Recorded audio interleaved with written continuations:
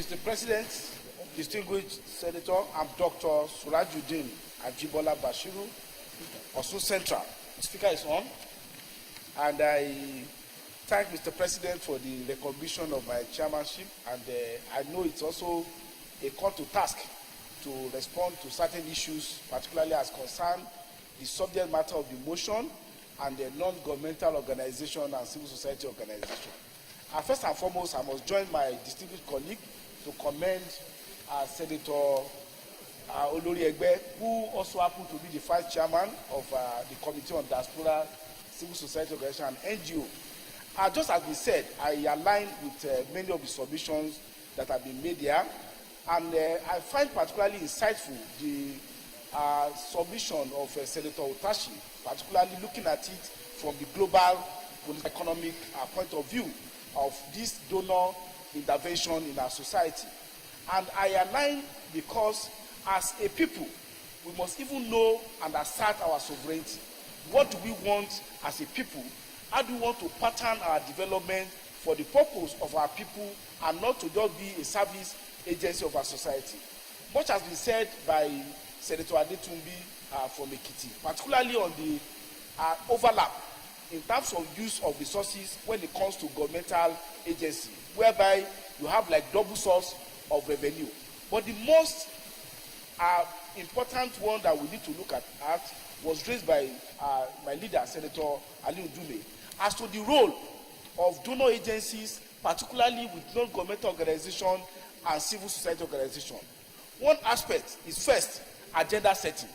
They use these resources to NGOs and CSO to set their own agenda that promote their own interests rather than the Nigerian interests. Secondly, too, we cannot have a society whereby, yes, we recognize that non-state actors have become very important component of democratic development. But the non-state actors cannot stand like an island on their own, regulating their own procedure and taking steps and actions that undermine national security and general national welfare. I will talk, for instance, on two areas. In the health sector, many non-state actors collect money on behalf, supposedly, of Nigerian people to intervene in the area of health. Are we seeing any of such intervention? And secondly, in the area of national security, a lot of resources are going to the hands of non-state actors which are not regulated. The question is that this money, are they not being used for purpose of sponsoring terrorism? Are they not being used to even undermine democratic development of our people? Because I know that some organizations, they fund them deliberately to even undermine democratic development of our society, and their agenda is to even harass our democratic institutions in the name of civil liberties and human rights development. So I will say that this motion, as important as it is, when we get to prayer, we have to expand it, and we must take the bull by the horn.